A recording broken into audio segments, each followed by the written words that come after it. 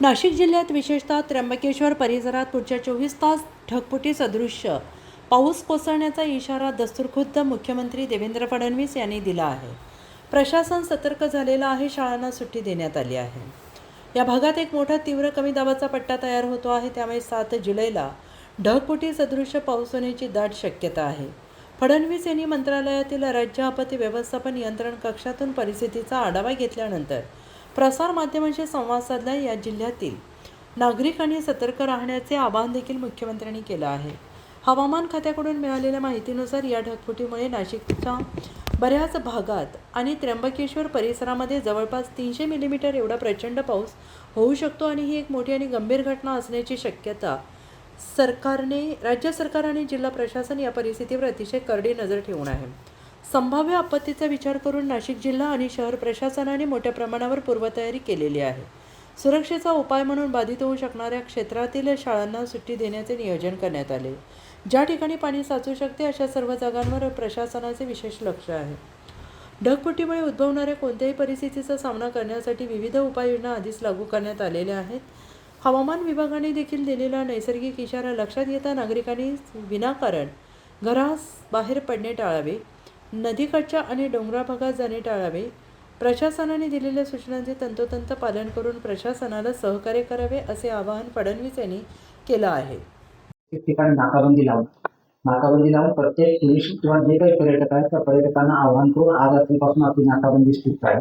आम्ही डे आणि नाईटचा सगळा बंदोबस्त आम्ही एकत्र करतात.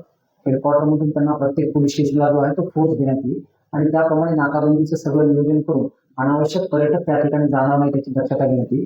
दुसरा महत्वाचा मुद्दा जसा वॉटरफॉलच्या संदर्भात सांगितलं ते वॉटरफॉलचे मुद्दे आणि आमच्या सगळ्या विभागाचे जे आहे ते विभागाचे अतिशय चांगल्या पद्धतीने कोऑर्डिनेशन राहील आणि ह्या कोऑर्डिनेशनच्या माध्यमातून अनुचित कुठलाही प्रकार घडणार नाही आणि जर समजा असं काही परिस्थिती तयार झाली तात्काळ त्या ठिकाणी रिस्पॉन्स देण्यात येईल. त्यासाठी सगळ्या वरिष्ठ अधिकाऱ्यांचं नियोजन हेडक्वार्टरमधल्या मनुष्यबळ, हेडक्वार्टरमधील अधिकारी आणि पोलीस स्टेशनचे डे नाईटचा स्टाफ अशामध्ये सगळ्या प्रकारचं नियोजन जे आहे ते सगळ्या प्रकारचं नियोजन त्या ठिकाणी करण्यात येईल जेणेकरून आम्हाला रिस्पॉन्स तात्काळ त्या ठिकाणी करतात. पोलीस ह्या दिवशी मागच्या वर्षी 68% आसपास होता. त्यामुळे जे धरण क्षेत्रामध्ये पाऊस झाला तरी आपल्याकडे चांगल्या प्रकारे फ्लड ऍब्सॉर्प्शन करण्यासाठी पॉकेट्स आहेत. त्यामुळे आपण मेजरली जो काही फ्लड असेल तो आपण ऍब्सॉर्ब करूया धरणामध्ये जेणेकरून धरण साठली पण आपली वाटतील आणि त्या दृष्टिकोनातून जे आहे फ्लडच्या कंट्रोल करण्यासाठी आपल्याला त्याचा हातभार लागणार आहे.